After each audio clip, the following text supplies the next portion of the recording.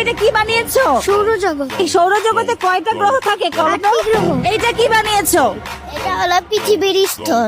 আমাদের হাইড্রোস্ফিয়ারের কাজটি হলো আমরা নদীর যে স্রোত আছে সেই স্রোতকে কাজে লাগিয়ে ব্যাটারি উৎপন্ন করবো।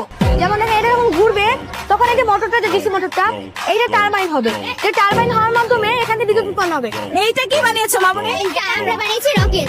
রকেটের কাজ কি বলো তো? এটা দিয়ে আমরা চাঁদে যেতে পারি, পৃথিবীর বাইরে যে কোনো জায়গায় আমরা এটা দিয়ে যেতে পারি। Wow, very good. তুমি বড় বড় বানাতে পারবে নাকি ভুলে যাবে? আমি ঠিক জানি না। এইটা কি বানিয়েছো? আমি এটা হাইড্রোলিক ব্রিজের কাজ কি? এটা যখন কোনো জাহাজ আসবে তখন এটা এভাবে খুলে এটা খুলে এখন তো বড় জাহাজ আসছে, খুলে দেখাতে পারবে? একটু দেখাও তো। ও ওয়াও, ভাই কি সুন্দর হয়েছে। এটা কি চাইলে বাংলাদেশেও সম্ভব? অবশ্যই বাইরে তোমরা করতে? ইনশাআল্লাহ।